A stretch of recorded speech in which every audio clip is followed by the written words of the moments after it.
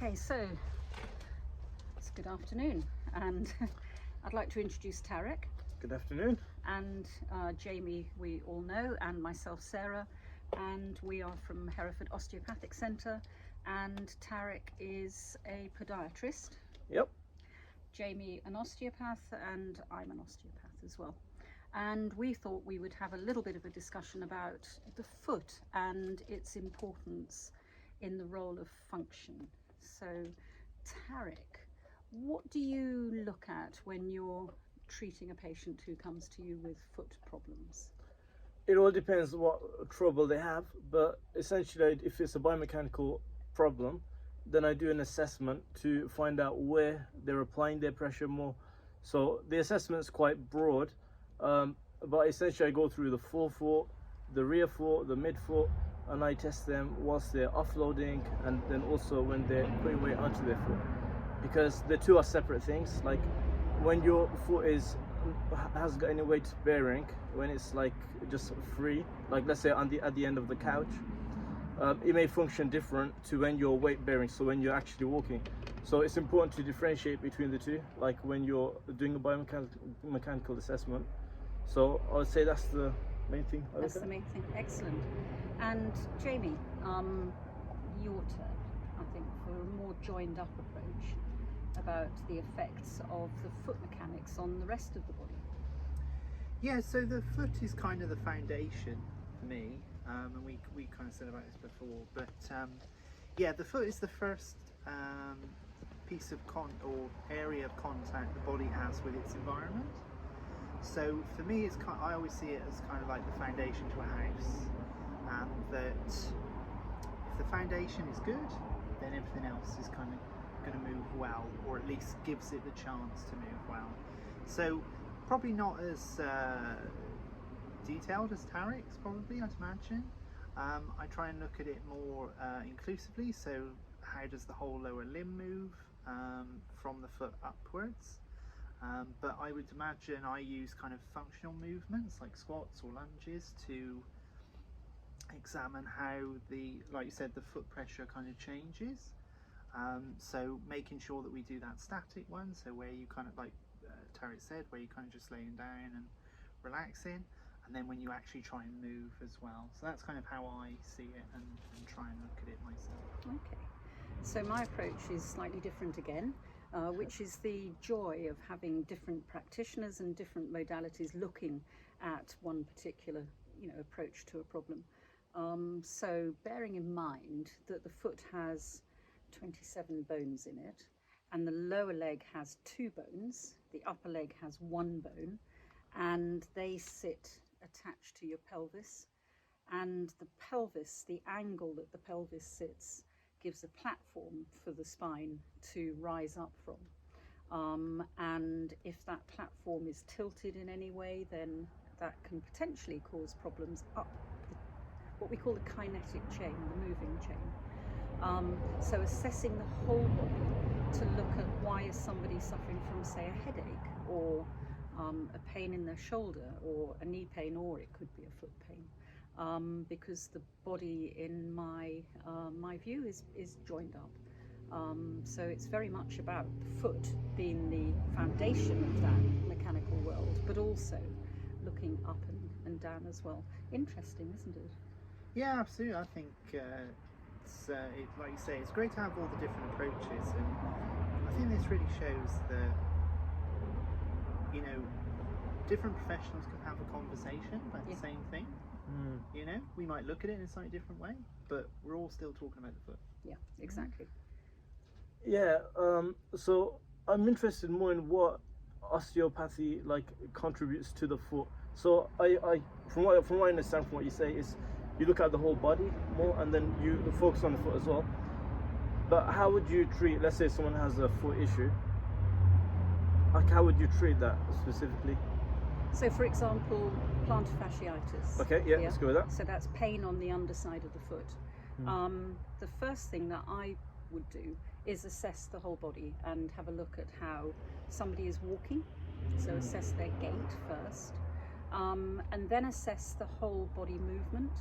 And and then come down to the foot itself. Now, if you've got those 27 bones, which are having to form both a static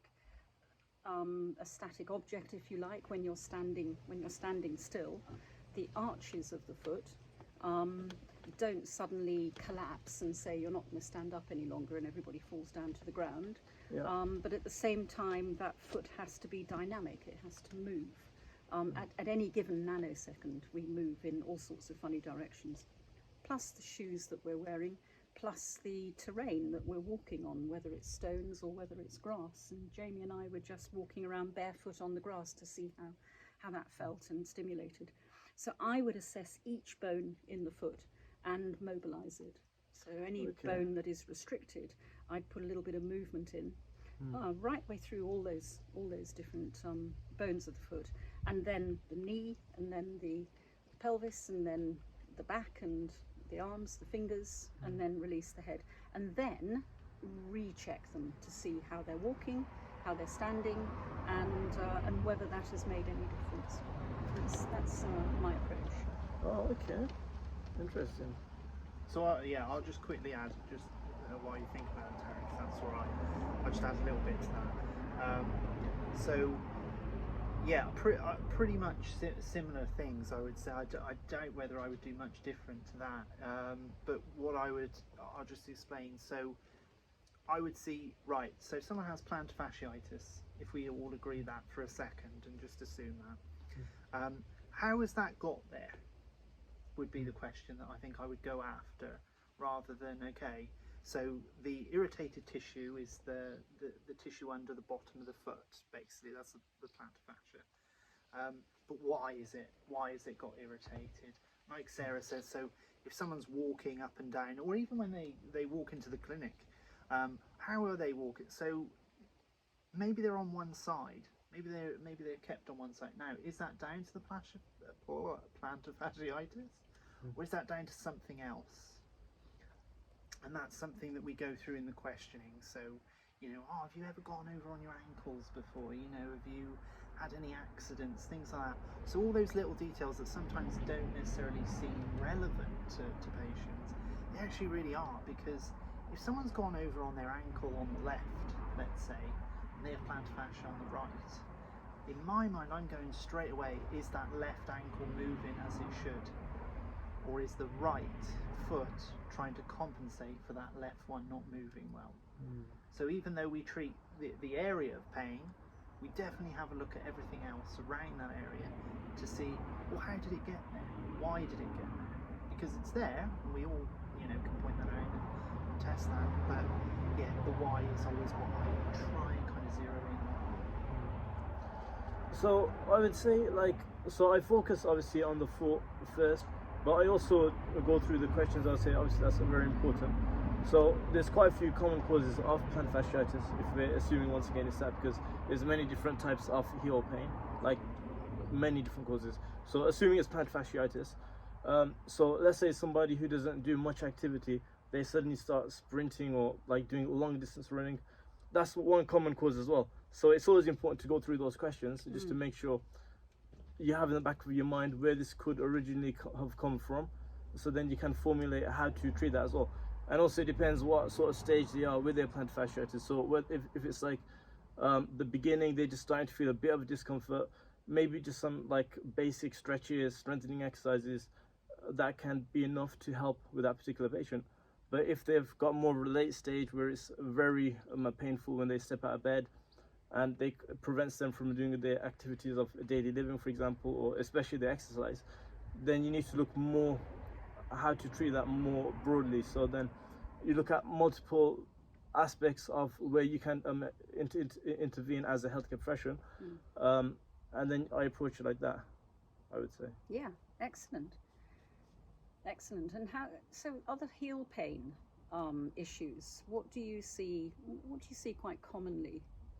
So the most common is plantar fasciitis, without doubt. That's Yes. like Pain to the underside. let's say like 90%. I think it's actually a stat. I forgot what it was exactly. 90 around that sort of percentage is heel pain. But there's other stuff. So if it's a bit further up, then it can be Achilles tendinopathy that they can be suffering from.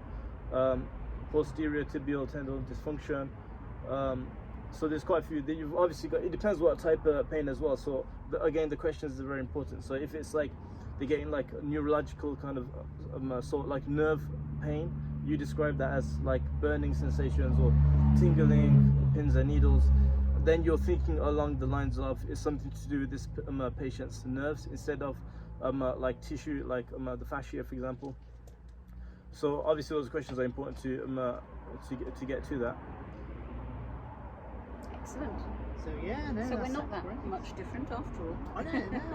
I mean, again, yeah. So we've said about kind of assessments, and we've all mentioned gait. We've all mentioned questioning, case histories.